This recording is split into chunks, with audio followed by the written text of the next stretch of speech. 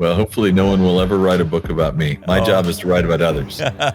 He was the greatest football player ever, in my opinion, and a better man than that. Well, I didn't wear my Jordans today. I'm still just jealous of all the time you've spent with MJ. Your curiosity, it allows you to pull from people really great content. I think people with a high CQ are the most interesting people in the world to me. Find a question that you can ask every great interview you're going to do that will make you better. But if you drive action, you're an enabler as a speaker, and that is the best and most powerful kind of speaker. Wow. By the way, I just wrote that down. Trust me, you'll see it in my marketing before. Hopefully you won't charge me for it. But no, that's a free one, Don. The first one's always free.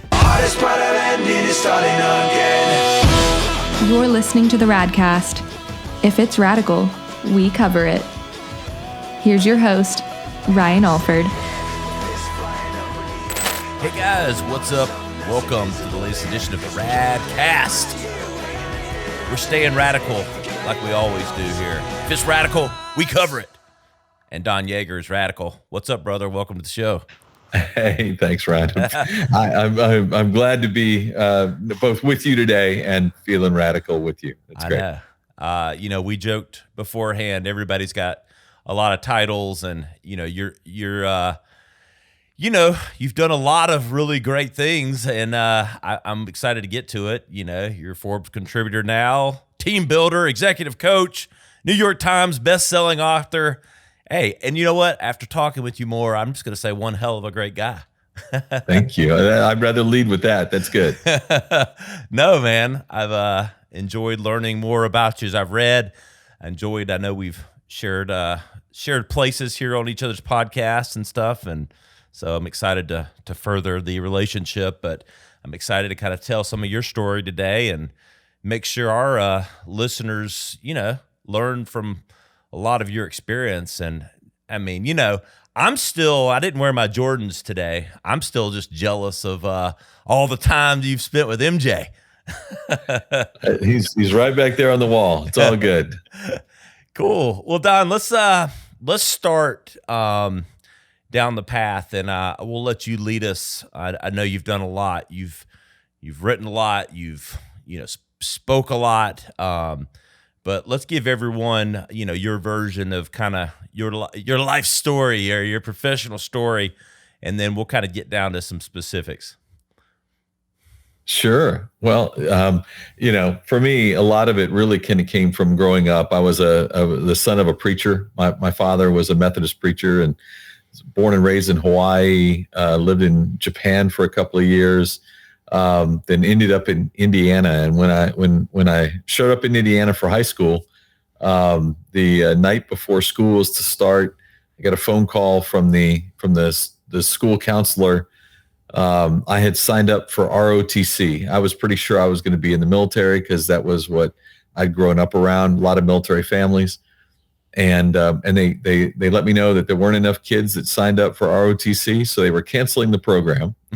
But she was putting me on the student newspaper, right? There was a slot there, and so they were throwing me into that role. And I'd never thought about writing or that as a potential, as anything that I might want to do. And it did not take me long to find out how much I enjoyed the art of chasing curiosity, which is what journalism is, right? I'm intrigued by things, so I want to go learn about them, and then I want to learn how to tell them to other people so that they can satiate their intrigue as well. And so, literally by complete accident, I found, as a freshman in high school, I found what would ultimately be my career, which is, I think, a reasonable rarity. Most people don't have any sense that that's something that they would enjoy that much. I did, and it turned into, now 33 books and, a long time career at Sports Illustrated and several long newspaper gigs and travel all over the world. Hey, man, they say bloom where you're planted.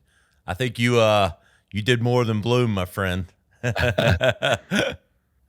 Well, and it was an accidental planning. And so I think that's the other really good lesson there, is that sometimes we want to script it out. And sometimes life doesn't allow you to script it out, right? You have to just, you have to go where things allow you to go sometimes. It's crazy. I mean, the irony of you saying that, but like, being the talented writer that you've been and are, literally scripting, your life's work, both living it and script, I find, I'm one that lives in ironies and, being in a creative space, finding those insights, but, that's probably the path I would go if I was writing a book about you, Well, hopefully no one will ever write a book about me. My job is to write about others. I know. Well, is that hard? I mean, right? You've written for others and been awarded for writing for others and had the amazing ability to write about it. And I want to get more into that, everyone you've written about, but do you find it hard to write about yourself?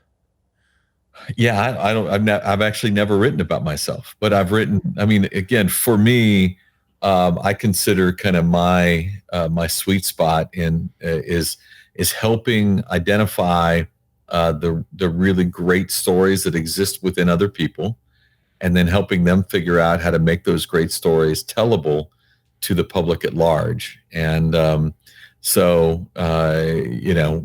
funny. I read some statistic once that said that like 81% of the population believe they have a book in them. They believe there's a book inside of me. And obviously, a tiny percentage of that number will ever write one. Right. But for those who do have a book inside of them, having someone guide them through the process, which is what I do, asking the right questions, listening appropriately, doing the follow-up questions, as you and I were talking, right? It's not just about having a script. It's about knowing when to go off script. Yeah. And when you can do that well, you find that there will always be work for you if you can do it well. So, I don't want to gloss over, and I think there'll be intrigue, with our listeners and viewers, with some of the who's who of, who you've written about. I guess we can talk the Sports Illustrated side, the sports side. Can you kind of share a little bit more of the highlights of some of the past writings and everyone you've been both fortunate, and I like to think you create your own fortune with the success that you've had, but some of the greats you've written about? Well, probably right at the beginning, one of the biggest breaks in my career occurred when a pretty decent NFL running back named Walter Payton, a guy who had a mediocre career. Anyway, actually, probably the greatest of all time, I think, in my opinion. Sweetness, yes. Sweetness, exactly. I had known Walter through my work in writing, and then suddenly Walter, at age 46, encountered a rare form of cancer that was going to kill him. And he knew he was going to die. He had received the diagnosis. The world did not know it at the time. And Walter decided it was time for him to try to tell his life story, which is funny to me. I mean, he's the greatest of all time. He's 46 years old. I mean, we have 13-year-old gymnasts who are writing their life story today in books. And I'm thinking, you haven't even lived a life. Like, what life story are you going to live? Yeah. But Walter Payton hadn't yet written his book, and he decided it was time. And my good fortune was, as he was searching for a writer, I happened to be on Oprah Winfrey's show one particular day. Walter was watching it, realized that I could be the guy that would be the right writer for him. And he invited me into his life. And I lived the last 10 weeks of Walter's life with him, and to write his autobiography, Never Die Easy. And for me, that was the game changer, right? Up until then, I was a solid journalist and made my career was good. But now someone like Walter Payton reached over and said, I trust you. Because that's what giving someone, your life story, especially if, like Walter, he passed away by the time the book came out. So we fully had to trust that I was going to treat him as he deserved to be treated. And when Walter Payton said, "I trust you," basically there wasn't another athlete on the planet that wouldn't say, "If Walter trusted you, I trust you too." So it changed my career. What a testament to, I don't know, just the integrity and the belief that someone has in you when Walter Payton, the greatest of all time, and, in his last moments turns to you to tell that story. I mean, that's just so moving. Like, what was that like? I mean, it had to be both the opportunity and embracing it, like there's the excitement of that opportunity and then the subject matter and knowing that the man is dying. I mean, I don't know. That had to be the struggle of struggles. Every bit of it. I mean, he was my hero, right? Yeah. I mean, I grew up worshiping like Walter Payton. Like I wanted to be Walter Payton. Everybody did, right? If I could high step like that, if I could, I would give anything. But the challenge was that when he offered the invitation to me, I did not know that his condition was terminal. Oh. And then he, when he invited me into his house to tell me he wanted me to be the writer, he let me know that was what I was up against, was an uncertain amount of time.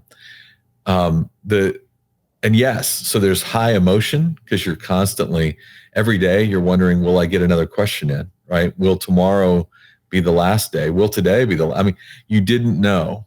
And because he was in pain, there was there were periods of each day where morphine and other things that were having to be used to control his pain would make our time together unusable, So you valued every question, every answer, and every interaction, and it was really powerful. How was he in that time? I mean, once he knew, like this is more just a curiosity question. I mean, how was that had to put a toil on you, I would think, just watching that struggle. It was, and to watch him dwindle too. Remember, he was physically like the beast, right? I mean, he was a 210-pound beast. And by the time I got there, he was 155 pounds. So he'd already whittled away, and he continued to lose more weight as I was there. So you're looking at this person that was as physically dominant as anyone in history in that sport. And yet, you can't, it reminds you what cancer is, right? Mm. And so pretty powerful. But, the one thing about it was he had accepted his fate, and he actually was careful to always lighten the room because he wanted people not to be worried and talking about what he was up against, but instead to be talking about good memories, right? As it happened one day. So his best friend, I'm sorry, I'm telling all these long stories. No, this is what, Don, I love it, man. This is what engages everyone. His best friend was his fullback, a guy by the name of Matt Suey, who played at Penn State and was the fullback for the Bears. And Matt is a big white guy, and Walter obviously a black guy. And so we're sitting there one morning in Walter's basement, or like late morning in Walter's basement, flipping through channels, and up comes the movie Brian's Song, right? Mm-hmm. Which you might remember was about Brian Piccolo and Gale Sayers. Yeah. And Brian Piccolo was the player who was dying in that movie. And in that case, Brian was white and Gale Sayers was black. And so the movie comes up and Matt, everybody froze like, oh no, this is essentially like Walter and Matt Suey. And so Walter says, hey, let's watch a little Brian's Song. And Matt was like, and he jokingly said, Walter, it's kind of like our story. And Walter looked at him and said, yeah, but in our story, the black guy gets it in the end, right? And just to make the moment light and funny, he could make it humorous in that which relieved the tension and allowed us to laugh and allowed us to engage in good stories. And that's really what made the book really special for me. When you think about his legacy and how great he was at everything, hearing that just like further cements like him as a person. And like, I mean, look, we all hope we're gracious in death and everything, but the reality is not everyone is, and I don't know, hearing that and knowing, what you read and, from storytellers like yourself, and, you wanna, I don't know, hope for that, but to hear it firsthand from you is, I don't know, I think just so special, and, for how special of a person he truly was. He was he was the greatest football player ever, in my opinion, and a better man than that. And I think those are too seldom used. They seldom go together. Yeah. I know. What other highlights? I mean, you've written, how many total books is it now? 30. So my most recent book, which was with the golfer Bubba Watson, was book number 33, which is crazy. And then have been lucky enough that 11 of them have become New York Times bestsellers, which is kind of a crazy number. If you'd have told me years ago I would ever have one New York Times bestseller, I would have been ecstatic. And to have experienced it 11 times is really incredible. What, obviously Walter stands out, and, it's obvious why. But maybe, with 33 and 11 bestsellers, is maybe one that you don't talk about as much, but, you'd want to put on the radar of people, that we're always, at least us curious creatures like you and I, looking for the next read and things like that. What would be another standout, or even for maybe a different reason, that kind of you think would be good to highlight? It didn't get all the attention that some of the other ones have gotten, but I had an opportunity, just a random, crazy opportunity that came up a few months ago, where a publisher reached out. They had just secured the rights to do a book with a young man named Chris Nikic. Chris is the only athlete with Down syndrome to have completed an Ironman triathlon. Wow.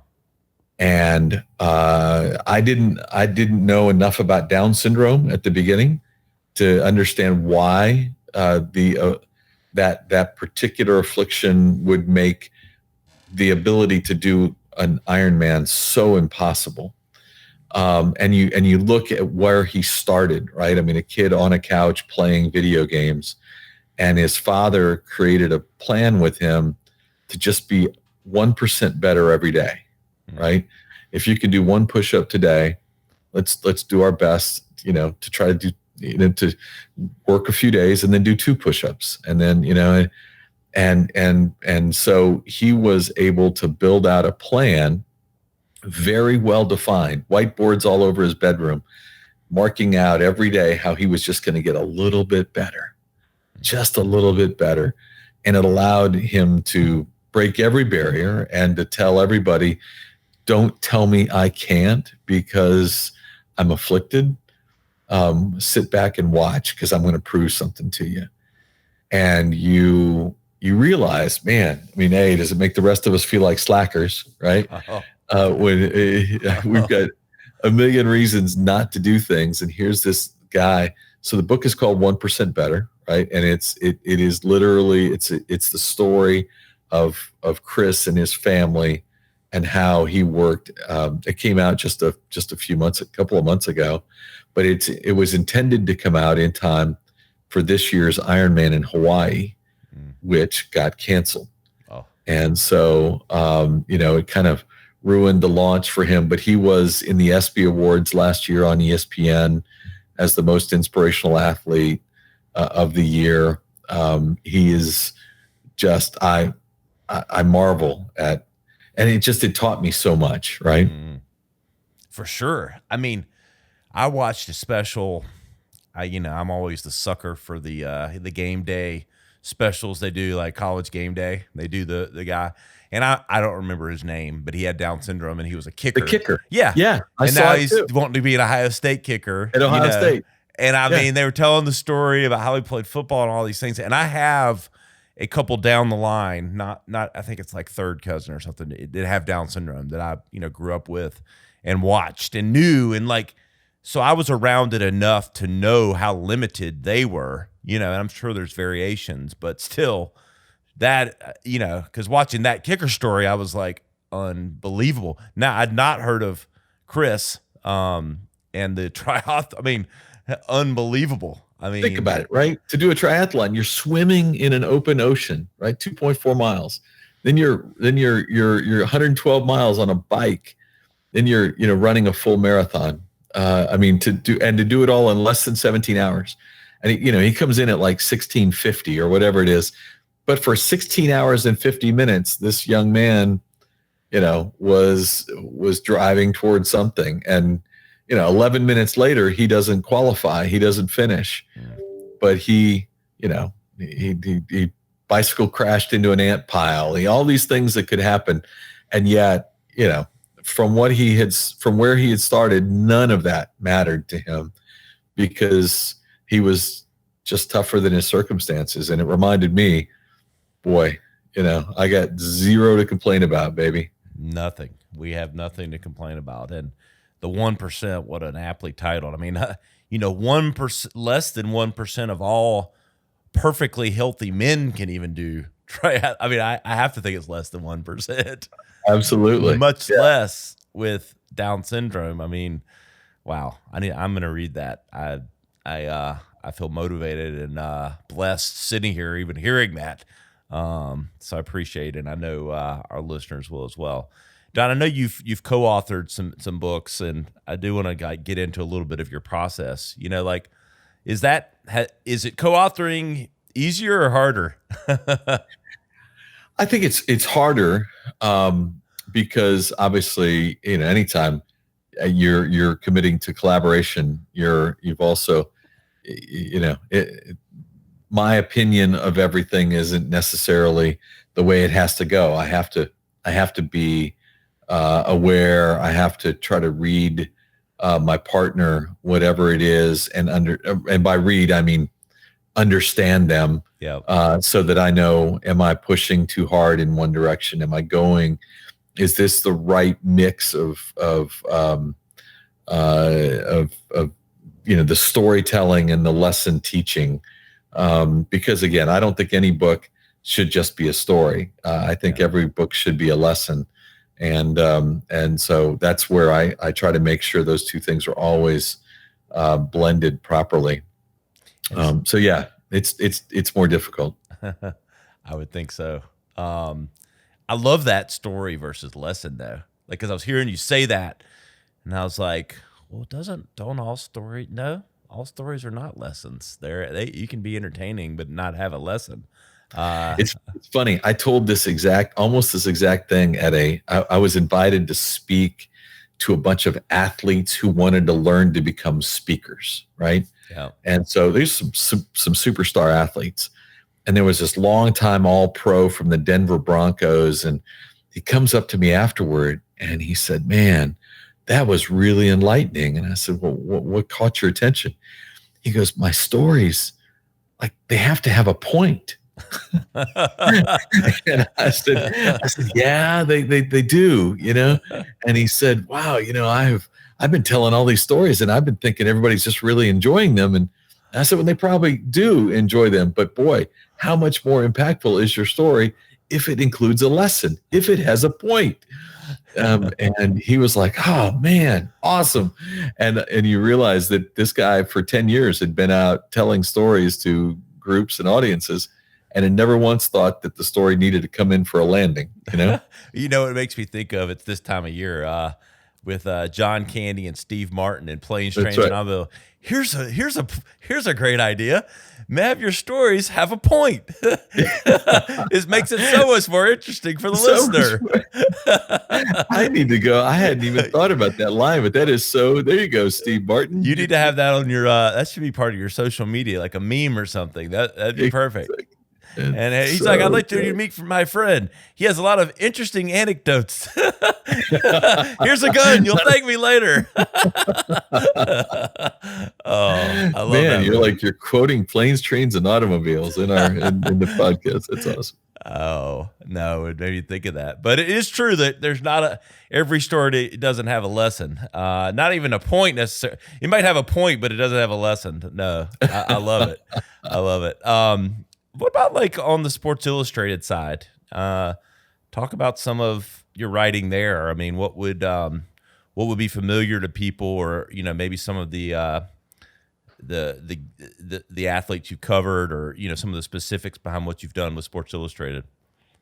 So in my time there, I mean, there's at the senior writer kind of associate editor level, which is where I was.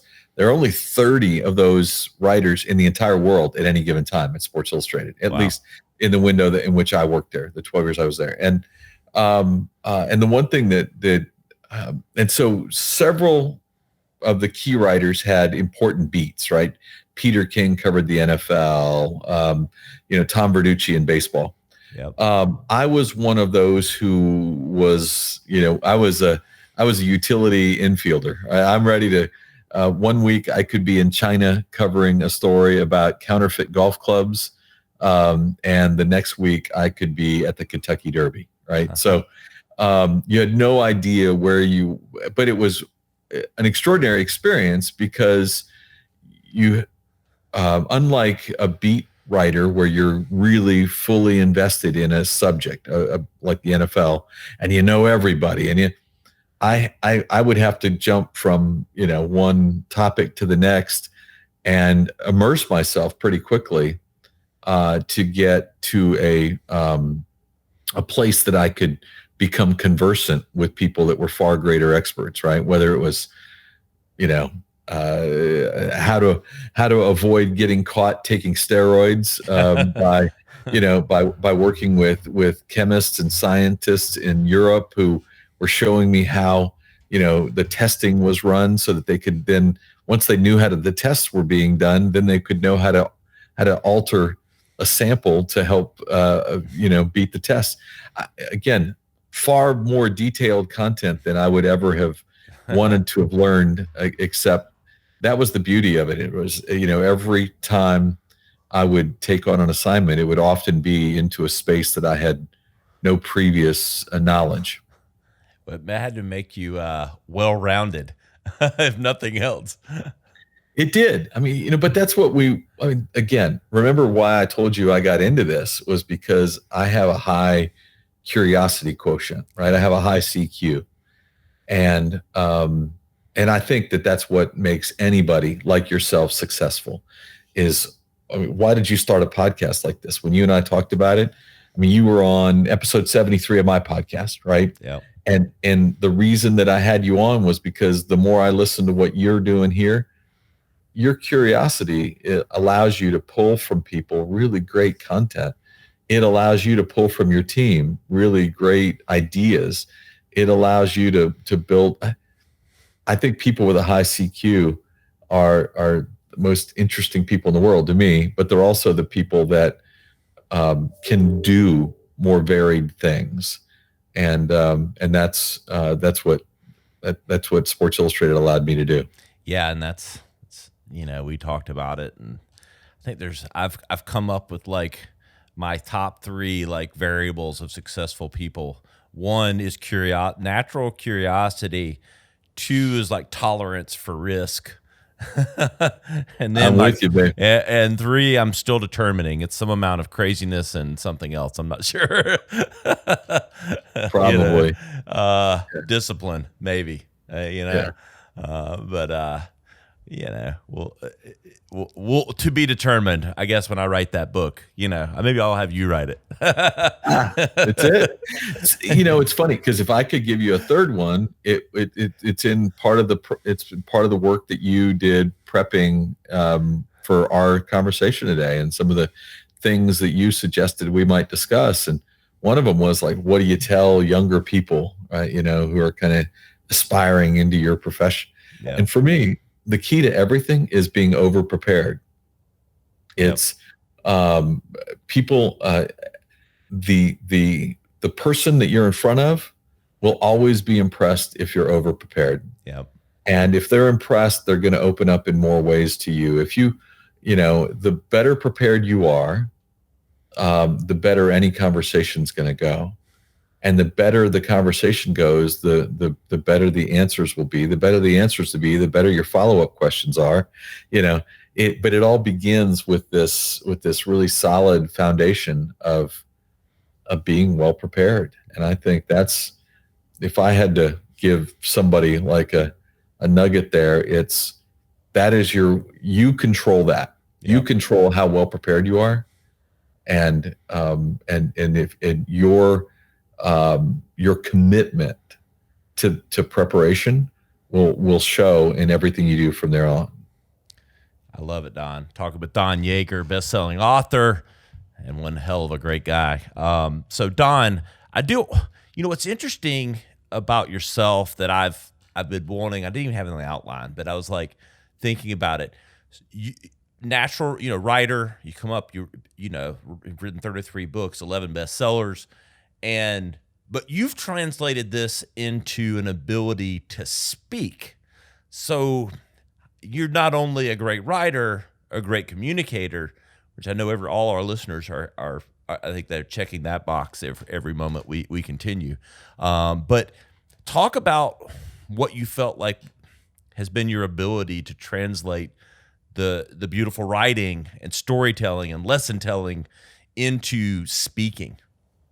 So thank you for asking, because that's actually a really interesting transition for me in my life. I had been a writer, obviously, for many years, but while at Sports Illustrated, they actually had a speakers bureau, right? Where if you were an advertiser who spent a certain amount of money with the magazine, and you were hosting an event, like let's say you were Caterpillar and you're deciding to host your largest sales representatives at the Masters, you could actually get Sports Illustrated to send over a writer for, let's say, a dinner that you're having to share a few stories, maybe kind of answer some questions.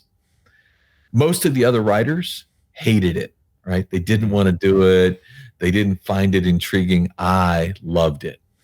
I loved the idea of learning, because I did all the prep work, right? I went to understand, what does it mean to be successful at Caterpillar? How does success there in their business differ from success in the NBA, where I was writing a story at the time, or whatever it might be?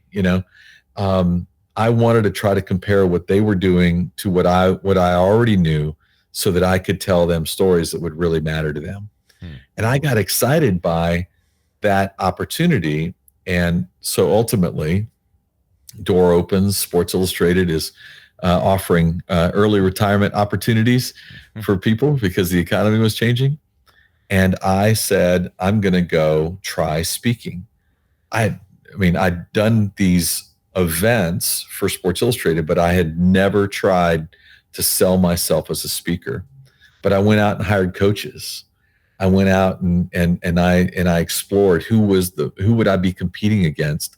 I went to events to watch my potential competition to see what they would look like. I did everything you would want to do if you were an athlete trying to get better, right? Yep. I watched game film of myself after a speech to see if what I was doing well and what I wasn't. And lo and behold, a decade later, I'm doing 80 speeches a year all over the world for companies, as large as Microsoft and Oracle and the Cisco Systems, all the big companies. I learned how to do it even though it hadn't been on my idea. I'd never set out to be a speaker. It just happened to be something I found that I enjoyed. But I hired coaches. Like I don't think much of what we do in life is completely natural. I think we have to go find people who can shorten our learning cycle. And that's what I went to do. It's good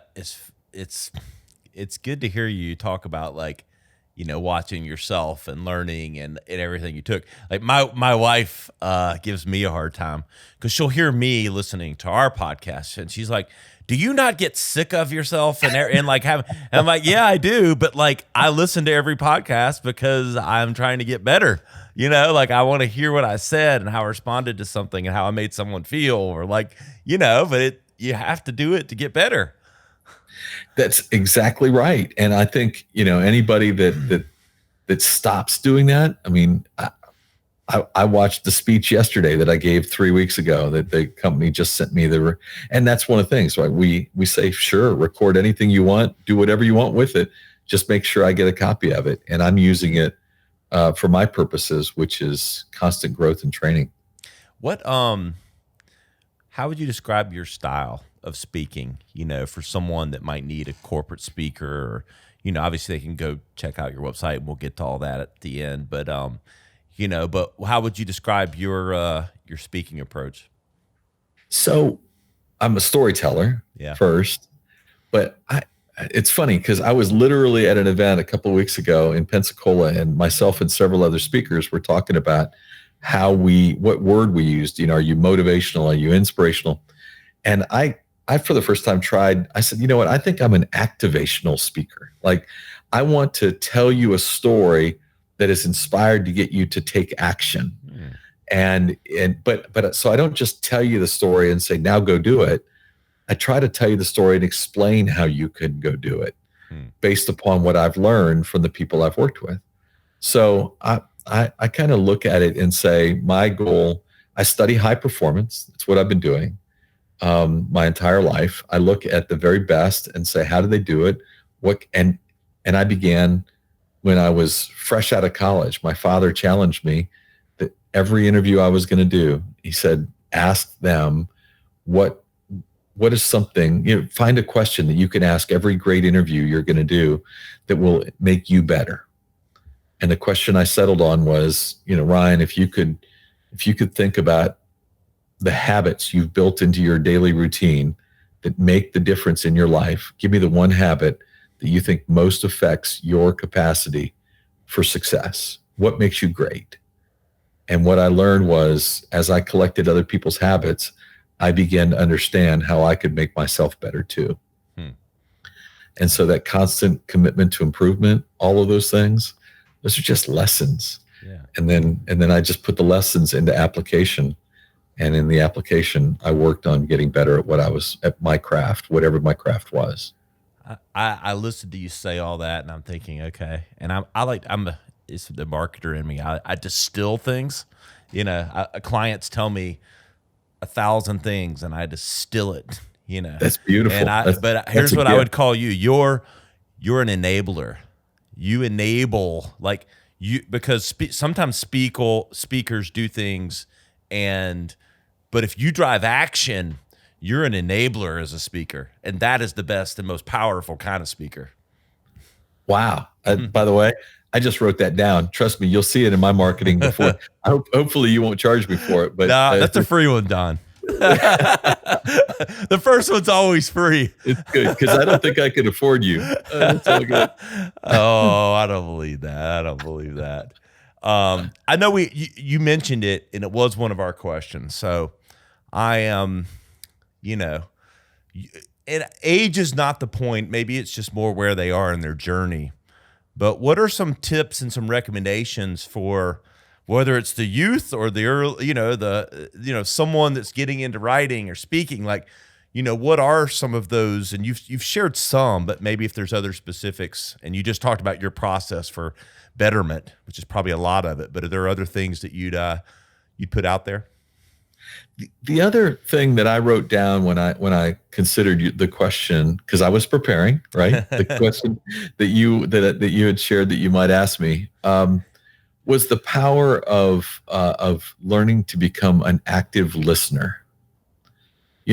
Many people think of listening as a very passive experience. It's really not, right?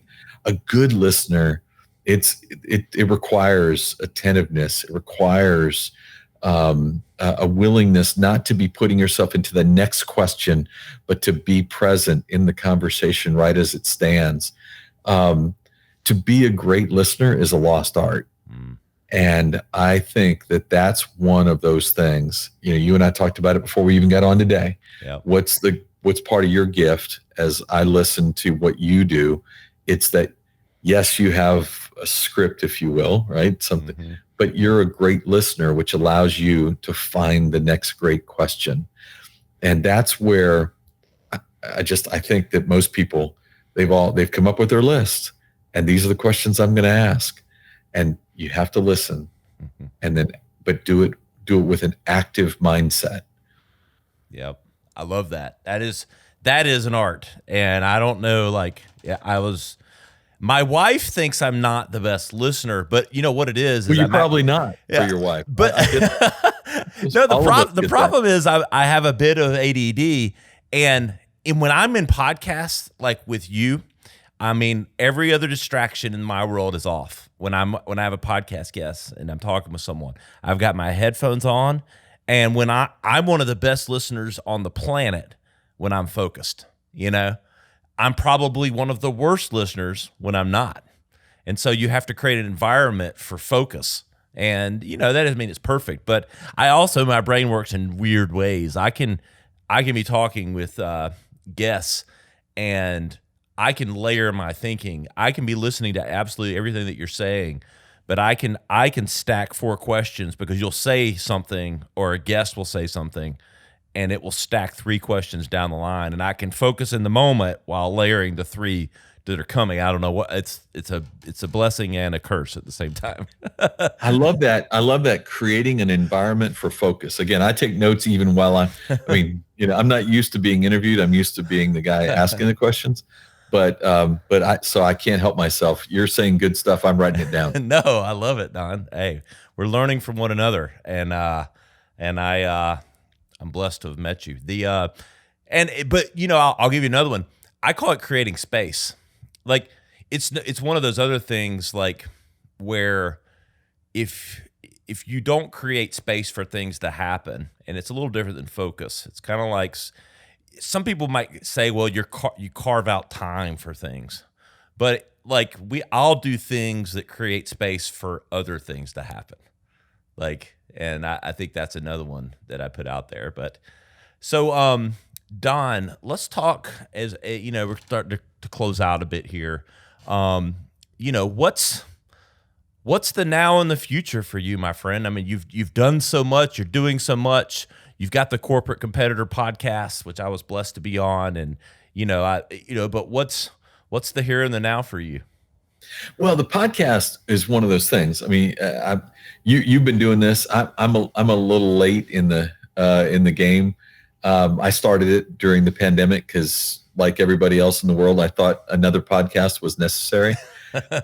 Yes, but what I was looking for, and as a marketing genius as you are, you understand the key is too many people want to be everything to everybody, but the really successful people find their lane, right? They find their lane and then just dominate.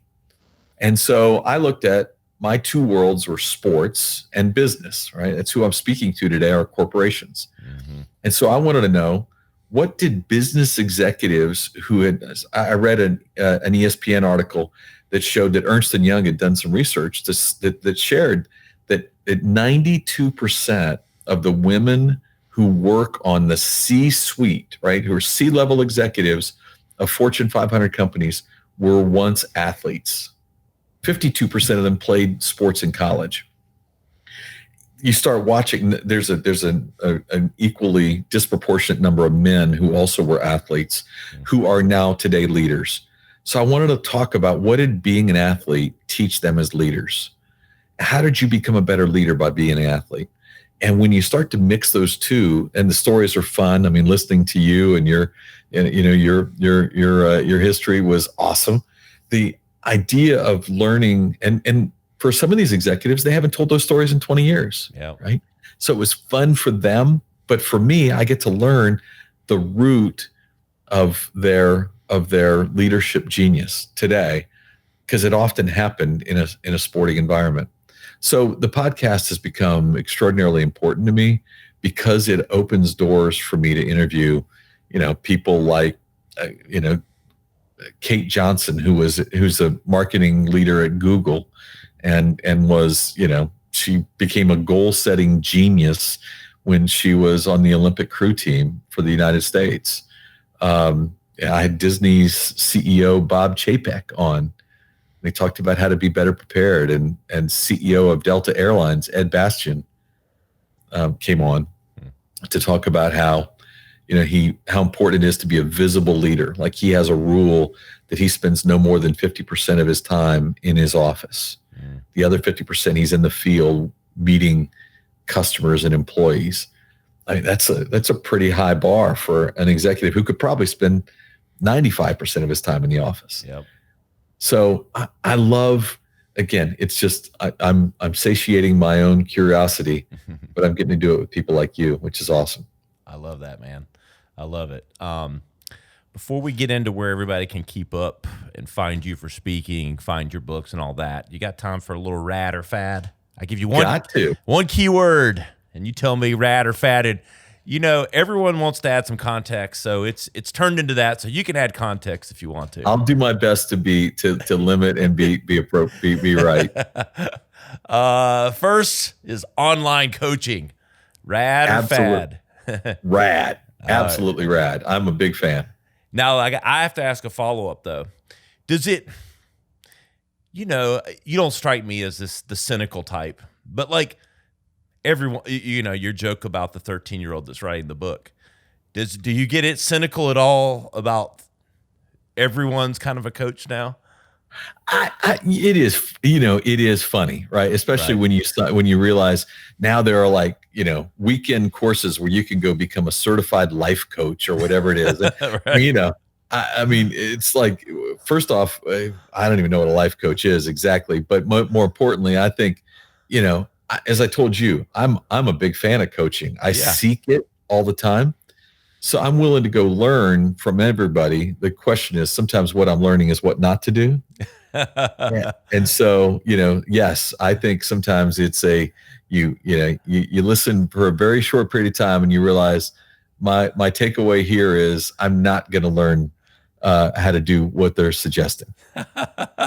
Learning not what to do. Rad. Yeah, look, it's legit, right? All right. Number 2, social selling. Rad. I totally believe that, that's the model. Yep. Ding, ding, ding. 3, Facebook Meta. The metaverse. Gosh. That is so fad. I'm like lost on, and the timing of it could not have appeared more questionable. Questionable, exactly. Like, oh, Congress is investigating. Let's change our name. Yeah. I did a TikTok video where I was pretty much like, let's see here. I would miss it. The only thing that scares me is my kids do put a lot of value in their digital presence. So I don't know. I'm somewhat fearful that we're, at least when I'm, I don't know, in the nursing home or wherever I am in 35 years or whatever, that it's going to be in a virtual world. When exactly. When they're changing your digital diaper, that'll be. Yes. I don't know. Don, it's been awesome, man. Let's tell everybody where they can, learn about the podcast, find you, check out your books and speaking and everything else. Well, first off, thank you. So I would tell you our episode and some of the stories you shared, the time, hooping it up. It's great. I hope that people will go to Corporate Competitor Podcast. It's on all the major platforms like yours. And as I said, it's episode 73. I should have given you a jersey number or something like that. But then everything else is really at Don Yaeger, which is DonYaeger on all social, and then donyaeger.com. And for that one, because I would have listened to a good marketing executive like you, I own all of the misspellings of my last name also. Smart. So that they all direct you to the right spelling at some stage. So you can botch my last name and you'll likely find me nonetheless. I love it, Don. Hey, man, I want to continue this and want to get to know each other even better down the road. I know we can help each other, and I just like you, man. Ditto. So great, and thanks for the time, the preparation, and the hard, the work that you put into making your community whole. My pleasure, man. Hey guys, you know where to find us. We're at the radcast.com. You can search for all of our content, any keyword. Search for badass, you'll find Don Yaeger. Hey guys, you know where I'm at Ryan Alford on all the platforms. We'll see you next time on the Radcast.